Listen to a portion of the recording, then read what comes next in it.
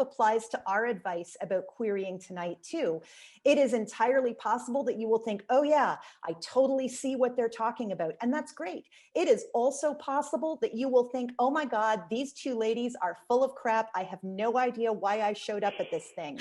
And if that's the case, think about, why do you disagree with us and what do you believe instead? Because very often, like, feeling that kind of pushback is a really great opportunity to figure out, what do you believe instead? That's something that I tell all my editorial clients. So welcome to the Writer's Bridge. We call it the Writer's Bridge because a platform is a thing that you get up on and yell at people from, and a bridge is a two-way street where you're and you meet your reader. Allison, I'm going to mute everybody and then unmute you. Fantastic. Awesome. Mute. There we go. Fantastic. So the other thing that we always tell people at the beginning as well is we are a fire hose of information. Brian Watson came up with a fabulous hashtag for us, fire hose me. And so we do advise that you plan to watch the video again, especially if it feels a little bit overwhelming if you're here for the first time. Let us start with our question of the week. Leanne asks, how can I do social media and promote my book in a limited amount of time? Ashley, you are the goddess of timed social media. Tell us how it works. Okay, so go in with purpose. Anytime you are scrolling on social media, that needs to be a red flag that you need to refocus or get the hell off. Go in with the intention that you are going to look at comp accounts. Those are comparable accounts. Now, often we have an overlap with our comp titles and our comp accounts on social media, and sometimes our comp accounts on social media are a little broader.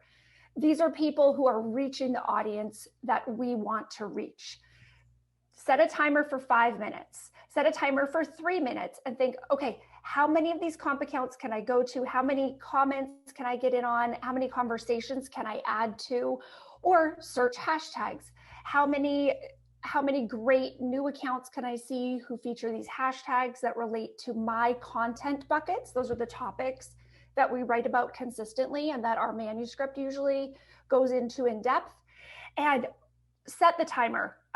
Anytime you are scrolling, you can do that for entertainment, but do not count that as time on social media, building your audience or researching your topics.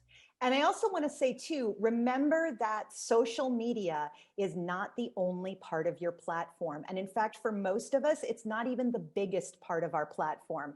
In terms of like sheer effectiveness, what's going to really work for you? Number one, TV, radio, magazines, newspapers, literary websites, then Facebook groups where people who are interested in a specific topic are talking about it. Twitter conversations where it's not necessarily you trying to get a bunch of likes on your tweet, but where you're participating in a discussion that other people are having about books, about writing, or about your topic. Then Instagram posts. Instagram posts are a really great way to show off your writing voice and invite people into your world. Facebook posts and tweets.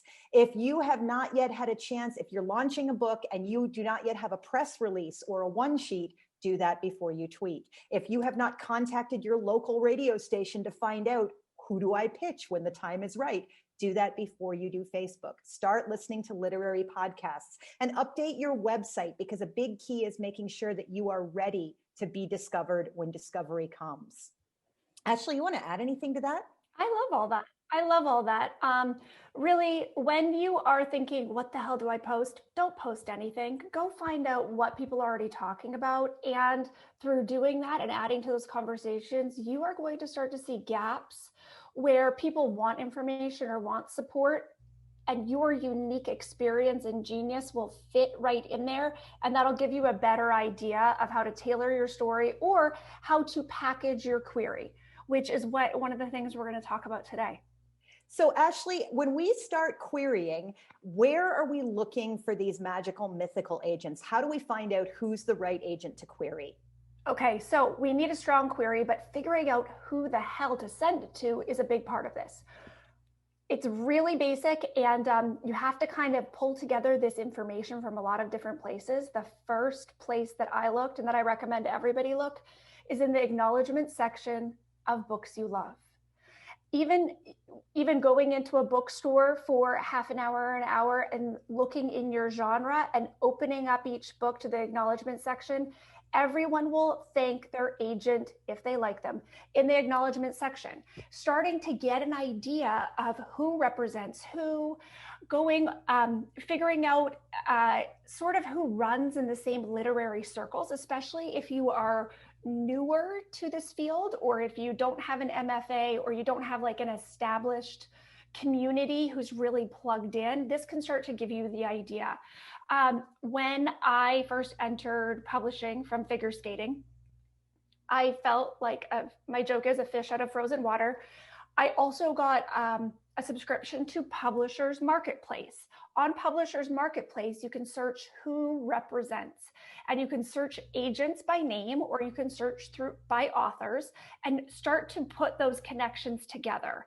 And one of the things that's really great about Publishers Marketplace is sometimes what's on an agent's wish list is not what they're actually selling.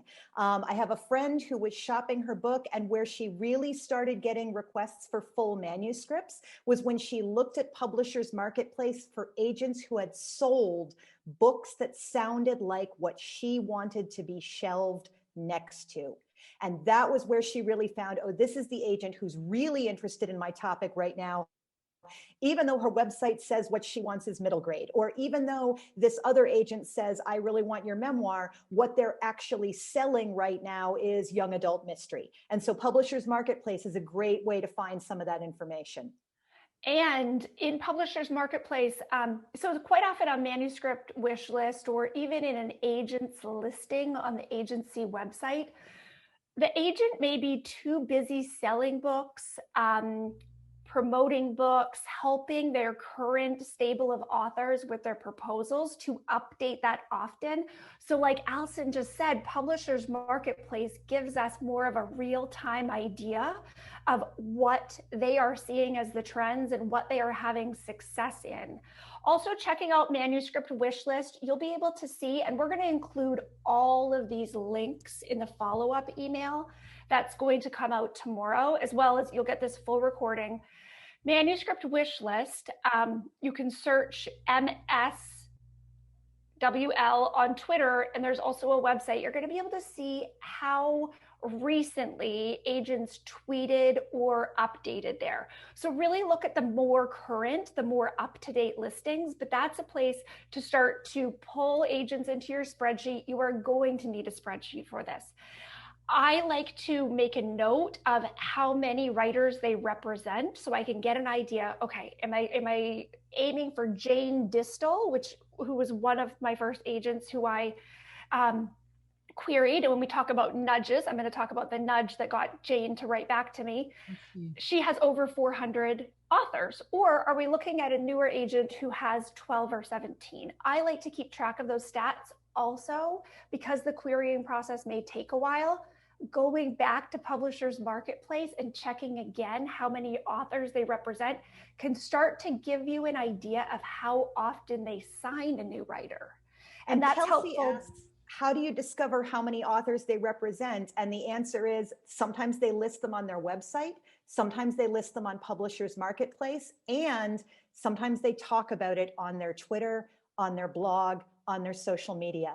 It is a really great idea about a year before you begin querying to start following all the agents you are possibly interested in, even vaguely, on social media. It is a great idea to start following authors who your dream agents represent, just to start getting a sense of like, what do they say? Very often agents will tweet feedback about queries they've received, not like insulting anybody, but just saying, oh, this query didn't work because X, this query didn't work because Y. And it's a great place to get information.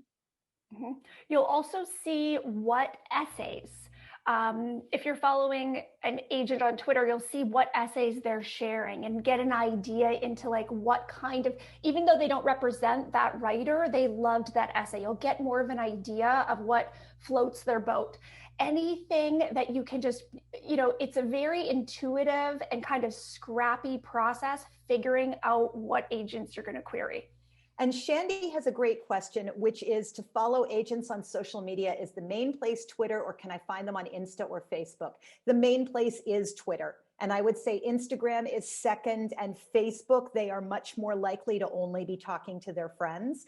Twitter is a great place for casual, ongoing relationships and sharing of information. So, and Stephanie points out too, if you are too similar to someone an agent already reps, they may not take you on because they don't want you to compete with the author they already have. So when are you ready to query? You are ready when your book is done. And unless you are selling prescriptive nonfiction or narrative nonfiction, in which case you're probably selling it on proposal, or you've written a hot essay and the agent has called you to say, I would like to sell your book on proposal. Other than that, you need to have done multiple drafts. You need to have some beta readers. That doesn't necessarily mean you need to pay for professional feedback, but you do need people who you know to be better writers than you or stronger readers than you to give you feedback. Ashley, what else do you need to know? How do you know it's done? For me, I sent out a lot of bad queries before I actually hired Jane Friedman to help me with it. I had not found binders yet. I didn't have a group of writer friends who I could send it to. Now, in Facebook writers groups, there's a lot of really good feedback. Now, the thing you need to remember with feedback, and this is a tip from Tara Moore, who wrote Playing Big and who does a great Zoom co-working, right, Allison? She said, feedback does not tell you about the quality of your work. What feedback does is give you specific information about the preferences of the person giving you the feedback. So when you post your query or your synopsis or any sort of tagline or pitch in a Facebook writers group, you're going to get a variety of responses. That is to be expected. You cannot take all of the information and then rewrite your query with that. Take a look at who is giving you what information. And if you have been in that group paying attention, you're going to get an idea of whose opinions you want to latch onto and who you want to say like, hey, could you give me a little bit more with that? Because I think that is pointing me in the right direction. And as far as getting that final read where you're really trying to narrow down, is my manuscript done? Is it working? You need to start doing favors now if you don't want to spend money on a professional edit. Start reading people's manuscripts now and giving them feedback, because also that will teach you what to look for in your own manuscript. It's so much easier to spot a problem in somebody else's book. The other thing is, if you've got more money than time, don't worry about that so much. Make your book the best you absolutely can, and then hire a professional editor, get references, get a sample edit. Amy Rogers points out, make deposits into the bank of goodwill with other writers, 100%. You want to make a list of agents that is pretty long before you start querying. Ideally, you've got 5 to 10 like top choices and another 30 to 50 people who you are like, okay, yeah, I should look up more about this agent. The way I accumulated my agent list for my first, second, third, and third rounds of queries, I got my agent lists together by looking on Twitter, looking in books, researching online, and just adding agents, like 2 to 3 agents a day in a spreadsheet. And that way, when I was ready to query, I had 50 agents lined up. And if you plan that you're going to query 50 or 100 agents, then you can be thrilled if agent 35 picks it up instead of being disappointed that you've queried 35 people and no one has asked yet. We've got a couple of good questions in the chat. Ashley, would you repeat the thing again about feedback not being about the quality of your work, but about the tastes of the person reading? Yeah, I'm just typing it in here too so people can copy it. Feedback does not give you information about the quality of your work. Instead, it gives you specific information about the preferences of the person giving the feedback. And that is Tara Moore. I will put her name here too. And Stephanie asks, how do I find editors, copy editors, developmental editors, any resources you recommend? There are lists on the Editorial Freelancers Association and on Reedsy, but I strongly recommend that you ask other authors, in particular in Facebook groups for writers, who has an editor they loved, what did you really love about them, and check their references. And I say this because I myself am an editor. I know that in the past, especially when I was first starting out, there were clients I disappointed. There were clients who had a bad time with me. So it's really important that you ask for their references and that you get a sample edit. As an administrator of a couple of Facebook groups for writers, every now and then I hear about somebody who got either ripped off or disappointed or scammed. They are very rarely willing to go public because they are embarrassed and they are sad about it. So it's really, really important that you ask for references so that you can talk personally to someone who's used the editor before and that you get a sample edit. Ashley, you want to add anything about that? I'm going to go to this question from Trina saying, and I've heard this too. I've heard advice to send agents to send your queries to your second tier of agents first and get feedback to improve query before sending to your top choices. Is that valid advice? What if you really know the top few agents you'd like to work with? Why not target them first? So here's my opinion on this, and everybody will have different opinions. I sent to my very top agents first. One of them was Jane Distel. One of them was Margaret Riley King, who represents Danny Shapiro and Glennon Doyle. I wanted, and then I turned on notifications for my email as soon as I queried. I had never had notifications on my email in my whole life. Don't do that, because I wanted to know exactly how many minutes it would be before they replied. Okay, yeah, it was a lot of minutes, people. It was a lot of minutes, and I'm going to tell you about nudging here in 1 minute here. I think that the best practice is to pull in your writer friends. So if you don't have any, start making some. Start promoting their books. Get active in Facebook groups. Groups are really the best part about Facebook now, maybe the only good part. Really start building your community. Like Amy said, get your bank account at the Bank of Goodwill built up so then you can say to somebody, hey, can you take a look at this? You want your query to be in good shape first so that you could go to a few of those top agents first, instead of just considering the first 10 or 5 queries to be a throwaway. Allison? I want to contradict you on the sending your queries to your top agents first. I agree with the thing that Trina has heard. And again, guys, neither one of us is right or wrong. These are two different ways of approaching the process. I usually advise clients, send your query out after it's been through your author friends, maybe a professional edit, maybe not. After you've done a lot of learning, send it to about 10 agents. Then wait 2 weeks, send it to another 10, all people who are on your B list. If out of those first 20, you get no requests for pages, something is wrong with your query. And this gives you a chance to fix it before you query your top agents, because you only get to query an agent once with the same book. That said, my agent now rejected 2 previous books, one of which she is now going to represent as well, because now she represents me and I have rewritten the book. So, never give up. Seriously, it takes freaking forever. My first, second, and third query processes were laborious. I researched every agent. I went to conferences. I pitched people in person. I bought consultations. I did everything. My last round of querying, I was really kind of like, F this, I am so tired of this whole query thing. I pulled a list of 20 nonfiction agents off of Writer's Digest. I also queried my agent, Janet Reed, because I was like, okay, I don't think this is Janet's kind of book, but she always says on her blog, query me anyway. And I was very impressed with her when I met her in person at a conference. And I sent Janet a query that said, my regular query part. And then at the top, it said, I know this probably isn't your book, but you always say to query you anyway. And she got back to me 45 minutes later, and we talked on the phone 2 hours later. And I found out later that she had not read my pages. I sold my book on platform. So, whee!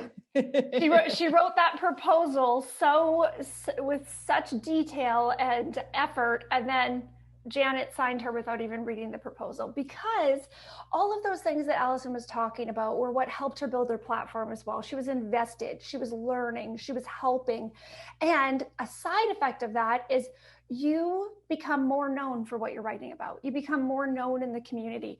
The things that are going to help you develop community, the things that are going to help you get the attention of an agent are the same things that are going to help you get a book deal, the same things that are going to move copies. So there are all of these practices that we can do every day to get better at telling our story, to learn where we fit into the conversation, to elevate ourselves as an expert in what we are talking about, that will help in all of these different parts of the journey. So when you're writing the query, your query needs to show three things. This story is compelling, this author is a professional, and this book has a chance to sell, because agents are working for free until they sell your book. I read something on Facebook the other day in a writer's group where somebody said, what's the longest it's ever taken for you to hear back from an agent? And people were like, oh, 6 months later, a year later. I had one who contacted me 18 months later. The previous book had already agented and was on submission at that point. And someone commented and they said, that is so incredibly unprofessional. But this is the profession. This is what the profession is like. Being an agent is like being a hot girl on Tinder. Your inbox is full of dick pics, and you get to go through and go, okay, I'll take this one. I'll take the one guy who didn't send me a dick pic. I'll talk to him. And so that's where we are. Like, yes, the agent technically works for us, but the agent has many, many more people to choose from than the author does. So we really are in a position of having to establish we are compelling, we are professional, and our book has a chance to sell. Okay. And somebody asked in our questions, somebody asked, how has querying changed in the pandemic? And I will say, many more agents are no response means no, which sucks. But there's a bonus to it we'll tell you about in a minute in the nudging section.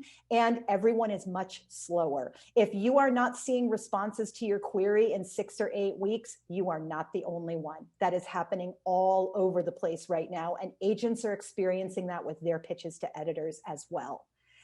Ashley, anything you want to dive into before we talk about the common query mistakes we see? Just wondering if you want to talk about nudges now or just before you do the live edits. Why don't we talk about nudges in just a second? Because I want to talk about the most common mistakes that we see. And we got like 15 or 20 different queries sent in to us for live editing in a minute. We're not going to get to all of them.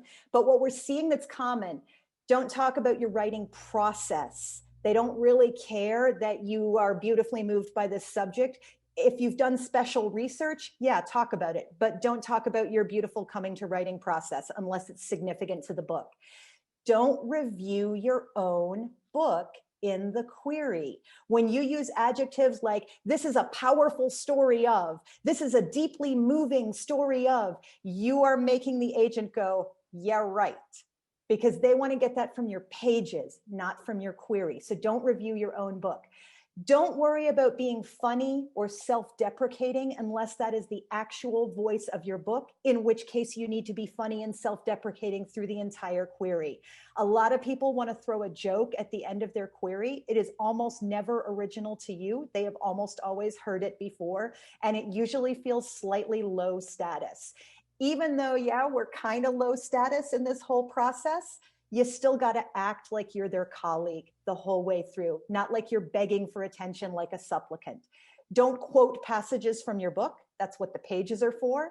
And don't summarize the book. You want the action and the inciting incident, not the entire plot. What does the character want? What is their primary external obstacle? What is their primary internal flaw that they must change to accomplish the goal? What do they want? What's stopping them that they have to overcome? What's their internal flaw that they must change to accomplish the goal? That's true for your novel. That's true for your memoir. And if you're writing narrative nonfiction or self-help, that's true for the reader. What external obstacles are they facing? what internal flaw must they overcome to reach the goal? Ashley, do you want to add anything onto that before we dive quickly into comps? This is why having someone else take a look at your query and see if you're hitting these points is really helpful. When we're so close to our work, it's hard to know sometimes if we are really outlining this as clearly as we should. Yeah. Some people ask, do I really need a book proposal for a memoir if I have the complete manuscript? If so, could that wait to be written after querying and contracting an agent? Every agent wants something different. Send me 5 pages as an attachment. Send me 10 pages pasted in the email. Send me your proposal. Send me your proposal, but copy paste it into this form on my website that's in a completely different order than you originally wrote your proposal in. You will, if you are writing memoir, you will have to write a proposal at some stage in the process. And it's a really great idea to write the proposal early, because that helps you know who your market is, and it helps you know how are you going to sell this book. I would say if you're writing your memoir and you're getting about halfway through, go ahead and also start working on the proposal, because it's something to work on a day when you need to accomplish things and you don't feel like tackling your book. Writing your proposal can really help you finish your book as well. And yeah, Nate says, paste it in the email. Ew. Almost all agents want almost everything pasted in the email. They don't want any attachments. Their agencies usually screen them out. Stephanie adds, she votes for proposal early on. It helps you find the focus of your book. Ashley, tell us when to nudge, and I'm going to adjust my computer so that I can type when it's live editing time. Yeah, okay, so I think I probably set records for nudging with the 100. I queried exactly 100 agents, and I probably nudged 400 times. But my nudges were highly effective, and these are the things that I want you to think about. We send the query out and we don't get confirmation that it was received most of the time. There are 2 things that we can do. We can watch the news or we can be the news. Okay, an example for watching the news is to set up Google Alerts for things that relate to your topic. If a celebrity comes out with some kind of confession that directly relates to your memoir, and the news agencies pick it up all over and it's a headline story, nudge everybody who has your query and copy, from CNN or whoever broke the story about it, and say, hey, this is in the news. There's a lot of conversation. This relates to the query that I sent you last week. Wondering if you would like, if you would like to see more. That's how Jane Distel and Margaret Riley King both got back to me. And that led to my first full request from Margaret. You can also be the news. So being the news can take a few different forms. You can write a hot essay. So after you query, while you're querying, getting bylines, getting pieces out, doing interviews, being the subject of interviews in your topic, all of these things should happen while you're still writing your manuscript so that you have your feet wet in all of these areas. If you have a big piece that comes out or an essay in a high profile publication, linking that essay and nudging the agent, completely appropriate, because something has changed. Something has changed since you queried. If you have a piece of content that goes viral that you posted on Medium yourself, if you have a TikTok video or an Instagram post or a Facebook post about your topic that goes out wide, that is a reason that you can nudge as well. Yes. The other thing is, the one advantage to no response means no is that if you get to a stage where you get an offer from another agent, you can then nudge every agent who still has your query or your pages if you haven't heard from them and they don't have a specific, if you haven't heard in 8 weeks, we mean no. So use that as an opportunity to nudge. Yeah. And that's actually how I came to my 2 offers about a year ago. Was I got my first offer and then I nudged, I think, the 40 agents who I had not heard back from. And I got 8 more full requests in about 24 hours, some from really big agency heads. And then that led to my second offer, which then I took. And then I broke up with that agent 5 months later. But That is how it led to the offers and the signed contract with representation. So keep putting your story out there. Keep refining that query, and always query range of agency heads to more junior agents, because there are pluses and minuses in both situations. It's like, do you want to be a big fish or do you want to be a little fish? And having that nice mix will be the kind of the secret sauce to getting that offer, so then you can nudge everybody else and start to have conversations. So I'm going to share screen so that we can get to a little bit of live editing. Here we go. And these are all people who have volunteered. I've picked out these queries because they illustrate specific problems that are challenges as a whole. Can everybody see a query that starts out, "Too nice, my life of not speaking up and the son who paid the price"? We can all see that? Yeah, awesome. Okay, so first off, great topic. One of the things that's really helpful for querying memoir or nonfiction is you want an evocative title and a subtitle that spells out, "This is what my book is about. Wild, from lost to found on the Pacific Coast Trail." You want that evocative title and the subtitle. She explains her story really well, so I'm not going to read through it. What I want to comment on is this third paragraph here. "The time is ripe for this memoir about people pleasing, a trait I share with Oprah, Anne Lamott, Beyonce, and other celebrities. In fact, Oprah's new book, What Happened to You, with Dr. Bruce D. Perry, in which she describes herself as a world-class people pleaser, will send readers scurrying to understand themselves." Ashley, what's wrong with that section? A lot of talking in circles about different things and comparing yourself to these really, really high profile people. Now, if you wanted to just point out how it is in the news in one little bit, that would be great, but we're pulling in too many people at once in this paragraph.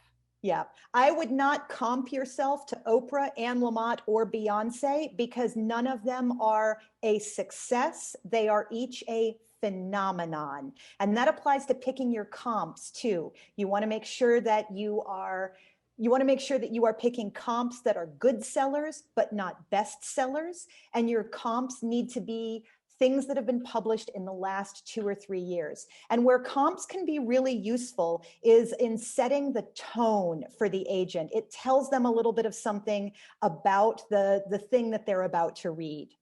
So let's take a look at this one here. We've got the wrong share. Hang on just a second. Okay, are you seeing a thing that says, "Dear, since the beginning of the pandemic, I've had a daily visitor"? Yes. Awesome. "Since the beginning of the pandemic, I've had a daily visitor. Her name is Grace, and she's the protagonist of my debut novel titled An Old Woman Walks into a Bar. It opens this way." So like we said earlier, don't quote a passage from your novel. There's nothing wrong with this passage. It's not poorly written, but they're going to get that from your pages. Don't waste your query real estate on quoting your book. The other thing here is, "I've had a daily visitor." It comes across as, and I say this with love in my heart, a little bit precious. It sounds a little bit unprofessional because you're focused on, I am in the world of my book and the world of my book is beautiful, instead of, I am a professional and the purpose of this letter is to tell you how professional I am. You probably will have conversations with your eventual agent about how you feel when you're talking to your characters. And at that stage, it's totally cool. Don't put it in the query because it's just not really going to help you. Anything you want to add there, Ashley? No, I think just, I had the desire to be kind of precious and in my query as well. I think I started my first query draft with a quote from Rumi, and it was just like, it was just bad. It was bad. And I figured out it was bad before I even sent it to anybody. But getting to the point is the point. These people are very busy. They're just scanning in their email. I think that's one of the things too. They don't even want to click open. They just want to scan. They're going to look either for the hook, or they're going to just look right to your bio section and figure out if you have any bylines or any big connections. And then they're going to decide if they read the rest of it. If they don't find anything that's going to hook them in, I think they just leave it, and they're not even going to think about it again unless you nudge them with some sort of reason for them to move that to their top of their pile and actually take a good look at it. So we've got another query here. When Morgan Baker's family has a litter of puppies, she is caught off guard by how much she relives her own mothering experiences through the arrival of these little furry creations. Morgan and the puppy's mom, a Portuguese water dog named Spray, spend weeks together watching the puppies grow as the connection Spray has to her own children tugs at Morgan's own inner turmoil. The puppies will need to be given away, and her own children will soon be off to college. Saying goodbye is never easy for any kind of mother. Saying goodbye, repetitive there, to each puppy as they leave for their forever homes only highlights the big goodbye that is approaching for Morgan. After leaving daughter Maggie at college, Morgan cries all the way home. The depression she falls into is right around the corner. So one of the big challenges here is right now, and I happen to know Morgan personally, so I know this is a memoir. Because it's written in the third person, we think it's a novel. Memoir queries should almost always be written in the first person unless you have a really, really compelling reason to write them in the third person. Ashley, do you want to add anything before I cut a couple of sentences out of this? I think the fact that this is about dogs can really pull people in because, people who love dogs really, really love dogs. We have a comment in the chat about the Obama's dog is the same breed. So this is a good idea, but Allison's going to help tighten this up a bit so that it becomes, this saying goodbye and whether it's to pets or to family is a universal thing. And what we want to really show is your voice, the writer's voice here. So the agent realizes, okay, this is a universal idea, yes, but it's going to be told in a new or fresh way. And this is something I could potentially market. Every time an agent is looking at a query, what they're thinking is this going to sell to a publisher? And what they know the publisher needs to think when they read it is this is going to sell to readers. So that's what the agent is looking for. Is this book going to jump off the shelves? That is the thing that they want to see right in that query. And if you can have some sort of indication of that in the first paragraph, it will help you. So I think we can tighten up this first and second paragraph and make them into one paragraph. And Morgan, I'll send you this as well. So when my family has a litter of puppies, I'm caught off guard by how much I relive my own mothering experiences. I spend weeks with the puppy's mom, a Portuguese water dog named Spray, watching the puppies grow as the connection Spray has to her own children tugs at my own inner turmoil. Saying goodbye to each puppy as they leave for their forever homes only highlights the big goodbye that is approaching for me. After leaving my daughter Maggie at college, I cry all the way home. The depression I fall into is right around the corner. With honesty and vulnerability, you're reviewing your own book there. The Year of Lasts, How I Got Better at Goodbye, delves into the loneliness mothers often feel when they start to leave home. I manage my depression with help from dogs, husband, friends, and therapy. With hope and love, I show how one mother overcame depression and loneliness by discovering that my relationships with my daughters don't end when they leave home. And then this gets a little bit generic. It grows and changes. She can find joy in a myriad of ways. It's just a little Hallmark cardy. So I think you can just stay with the specifics there. Whenever you find yourself describing your own book in a way that says, my book is so meaningful, go back to the specifics. Tell us what's happening in the plot. That's what we really want to know. And if you want them to know that your book is captivating and soul-touching, heart-touching, but show that in your voice. Show that in your voice, the way that you craft your sentences.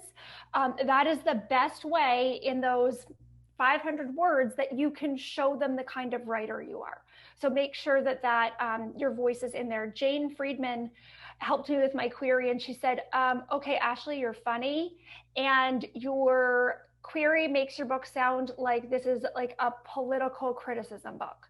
And I was like, yeah, I almost had to try to make my query sound that boring.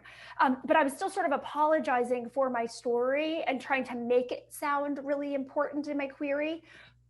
But that's not what people wanted. They wanted to really see what the voice was. And that, if I want people to think this is a funny, sexy book, my query letter is going to have to come across as funny and sexy in the voice. We should be looking at now, Please Know, A Memoir of Polite Resistance, which is a fantastic title. However, this query is too short. It is 150 words. Generally, your query should be between 250 and 350 words. Erin Van Reenen at 650 words, your query is too long. The challenge here as well is it says the memoir is only 100 pages long, which is going to be about 25,000 words. So number one, give a word count, not a page count. Agents always want a word count. Number two, if you are doing an extra tiny memoir, that may be the length your book needs to be. And in that case, that is fantastic, but it doesn't make it an agentable memoir. If you are writing something that is below about 55,000 words and not incredibly special for another reason, you need to write more words, or you need to sell it in a different way that is not through an agent and possibly through a traditional publisher, possibly not. You're going to be luckier if you query directly to a small or a literary publisher. And there are a lot of options. There are a lot of options that you can find through Duotrope, through Submittable, for publishers that will take your query directly. University presses, independent presses that are smaller, there are a lot of options there. Allison, do you have any recommendations for people doing that simultaneously with querying agents? Because we may have different opinions on this. Say that bit again, because I was sharing a window and I missed what you said. Do you have any recommendations for whether or not people should query small presses and agents simultaneously? I think you should query agents first, because you cannot then query the press again with the agent if you have already queried them. That said, if you know you want to be with a small press and your book will suit it, you can absolutely query the presses and use that as leverage to get an agent. I ended up going with a small publisher who I met at the AWP conference. I was pretty sure I wanted to go with them anyway. Went ahead and did a round of queries. And then when they came back to me, I was able to say, oh, in the time since you've been considering my proposal, now I have an agent. And if you got an offer of representation that includes a reasonable advance, it's worth it to then query some agents and go, hey, I've just been given an offer of publication. Are you interested in becoming my agent? And that's a way that some people do end up getting their agents. I agree. That's the same thing. Start with agents, but then when you get further along, dip your toe into querying presses directly, and then see if there's a reason, because that's like being the news, right? You have a book deal from a small publisher. Some agents would still want to be in on that deal with you. So we're going to take a look at one more query here, and then we'll do one more when we come back from breakout time. And we do tend to end right on time, so don't worry, guys. Dear agent name, I'm looking for representation for invasive species, my 69,000 word upmarket novel with a tropical twist. I would take out tropical twist because it sounds whimsical, and I don't think your book is whimsical. After her mother's untimely death, Lucy Gage finds a bundle of letters and a will in Spanish that upend everything she thought she knew about her family and herself. Her sister adds another blow, claiming that Lucy has no stake in the family home. Reeling from grief and outrage, Lucy rushes headlong towards the man listed on the will, who claims he's her father and that he has land for her in Palmita, the isolated Costa Rican beach town where she spent summers as a girl. Upon arrival in Palmita, however, that man is nowhere to be found, and everyone else sees her as another invading outsider. Great tie into the title. Lucy's a science teacher and knows about invasive species, human and otherwise, and at first can't fathom how she herself might be one. I would tighten up this sentence, and it's a little bit more complex than I want to do right this second, but I think you need to end this sentence with the word invasive species. As a science teacher, Lucy can't fathom how she herself might be an invasive species, or something better than that, but you get my gist. She's also obsessed with insects, teasing at the parallels between insect and human behavior in brief lyrical excerpts that open each chapter. Here is the one place where I think it's worth quoting from your own book, because it does show this in action. However, if this is in the attached pages, don't bother, save the real estate. You need your 350 words. I don't think you need this whole next section of stuff that happens in the book. We're fine with the inciting incident. She's gone to the beach town. She's going to find out something interesting. And then I would say here, instead of, and how trustworthy is she herself? Avoid rhetorical questions. Lucy wonders if her own grief and outrage give her the right to claim her Costa Rican inheritance. We already have that she's grieving and outraged and that she's got an inheritance. So let's just go with Lucy comes to see how big one woman's impact can be on a country not her own as she explores the intersection of family, place, and lessons from nature. And then she writes an academic paper about it. She does not explore the intersection of family, place, and lessons from nature. I say this with love in my heart. Erin, you know I love you. In the end, the events of invasive species transform Lucy and her ideas about home and belonging. My novel is reminiscent of the work of Lisa Jewell, Jodi Picoult, Who Might Be Too Big a Deal, and Rhea Fry and their deft blend of family mystery and moral dilemma. I would let go of the rest of the comp section here. I think you've got good stuff. And Erin says, I can't find novels that seem like this one, which is family dysfunction meets expat experience. Your comps don't have to be exactly the same as your book. I was working with a client who her story is she was one of those women who was kidnapped and kept in a basement, but nobody knew she was missing. And she ended up having to escape by herself on her own at like the age of 18. And we looked for comps, but we didn't look for comps that were woman in captivity comps, because the overall message of her book was survival and journey. We comped her book to people running marathons, people climbing mountains, a strong physical and emotional journey. So if you're having a really hard time finding comps, broaden your intention for what you believe your book is. Your comps don't have to be exactly parallel. They just have to evoke the themes. Anything else, Ashley? Yeah, we have some good comments here in the chat. Star said that Jane Friedman in her blog yesterday just published a post that she wrote about finding comps, which is very good. Stephanie it's saying a great post. Yeah, the Mosquito Coast is now on Apple TV. Maybe that's a comp. I believe if there is something very popular in pop culture that's not a book, I would still put that in the comp section. When I rewrote my query and when I was writing to agents, this is sort of going to go in with the personalization. When I was querying agents who were cheeky and kind of edgy, and I could tell that by the way they had written their bio and the way their manuscript wish list read, I said that my book would appeal to viewers of Fleabag. Because there are some really cheeky, sort of almost raunchy parts. And that's the way that I personalized, was like looking at, you know, the comps that would hit on that agent the best, and just changing my voice, tweaking it a little bit so that I would hope that my query would appeal to them a little more.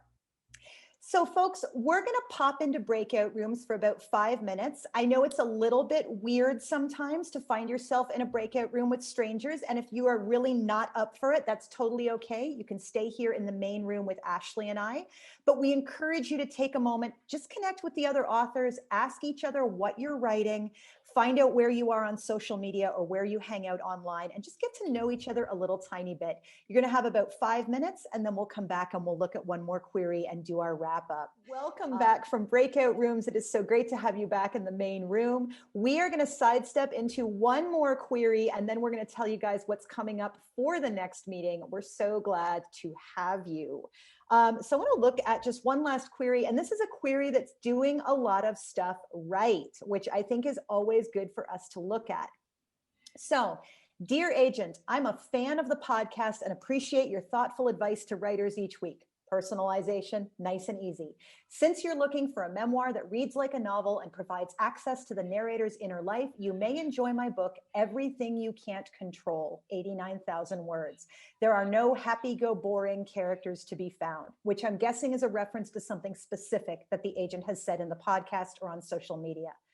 An ambitious middle school teacher, I'd hidden my mental health struggles my whole life, but when the demands of my new job grew overwhelming, my moods began fluctuating between extremes of euphoria, fits of rage, and outbursts of despair. Okay, so we're starting to creep into same as everybody else's mental health memoir territory. My husband and I hoped a vacation would be an escape. Instead, trapped on a plane 38,000 feet in the air, I devolved into a mixed state considered the most dangerous type of bipolar episode. As weeks passed, I found myself losing touch with reality as I spiraled into psychosis. So this is perking us up a bit because there's a lot of I was a depressed lady memoirs, but there's not a lot of I went completely into psychosis. While the episode wreaked havoc on my life and the lives of my family, my husband and parents cared for me at home until they finally came to terms with how profoundly out of control I'd become. Moving from darkness toward recovery, I began to question everything I'd been told about who society considers normal and who is considered mentally ill. So this broadens it out to which readers is this going to appeal to. I examined my behavior with shocking honesty, reevaluated my perceptions and beliefs, and mostly learned to accept who I am. Everything You Can't Control is a memoir that grapples with how we see others and their unique needs, as well as the power of treating people with empathy and kindness. That's the one phrase that I would probably change, because it's a little bit reviewing your own book. While the main focus is my story, I'm not shy about voicing my opinions and criticism of the US mental health system. Now, here's where we get to the unique part. Although other writers have portrayed bipolar disorder, part of what sets my memoir apart is that it subverts the trope of the unreliable narrator due to my meticulous documentation, even when psychotic. The book has themes that will resonate with fans of The Center Cannot Hold and My Lovely Wife in the Psych Ward. So right there, we're getting, that's what makes this book different than all the other depressed lady books. Until July 2017, I was the lead ESL teacher at a school in the Bronx. Today, I'm in my second career as a peer recovery specialist, where I support individuals in improving their mental health and wellness. Professional credential. My BA is from Haverford College and MA from Teachers College, Columbia University. I've taken writing courses from Catapult and elsewhere. Appreciate your time and consideration. Ashley, any comments there? I love, because we saw this was Marisa, the personalization throughout here shows that she knows this agent really well. The agent is going to read this whole query letter. Even if she's like, I don't want, mental health, what she is, because they're, or she or he, the agent who she's writing to, because the personalization is there. And this is a great example of doing the research, being plugged in to the industry, being plugged into who gives a shit about what and why, and how you can show that your book meets that, and how your book is avoiding the things that that agent does not want to see. Exactly. Abby says, could you share this letter when you email the recap to us? Well, it's going to be in the video link. You are going to get a complete replay of this entire video. And then it's up to Marisa. She can let me know if she feels like sharing with more people or not. I think it's a great example, and we all have a lot to learn from it. So well done, Marisa. I know you spent a lot of time on that query, and it's gone through a lot of iterations. And yeah, thanks, Angie. It's Haverford College. So we need to wrap up, because we always try to end on time. You are going to receive an email tomorrow that will have links to a replay of this video, as well as the replays of all of our other previous Writer's Bridge episodes. And Ashley does a fantastic job of annotating the episodes so that you can kind of scroll to exactly the place you want to be. If you are not yet on the mailing list, leave your email in the chat or hang out for a second and we'll get you on there. Tara, hang out for a second as well, and I'll answer that question. Ashley, anything else before we wrap up? Next week, 2 weeks, which is also my pub day. And Allison, we had a Writer's Bridge on your birthday. We get to have a Writer's Bridge on my book birthday. We're going to be talking about newsletters. What the heck? And I think Ashley is breaking up a bit there. It might be me who's breaking up in that case. We are going to be talking about newsletters next week, and the newsletters are going to be all about what the heck should go in your newsletter, what kind of newsletter, where do you find the people. We're not going to talk very much about the mechanics of like MailChimp or whatever you're using. We're going to focus on what do you write and who do you send it to. So thank you all so much for being here today. Thanks for honoring us with your time and attention. If you don't know for sure that you're on the mailing list, you can drop your email in the chat, and there's a lot of great information in the chat, so we'll upload that as well. You guys are fantastic, and go ahead and unmute yourselves so that we can all say a beautiful goodbye. Thank you. Bye. Thank you. You guys are awesome. Tanya and so glad to have you here.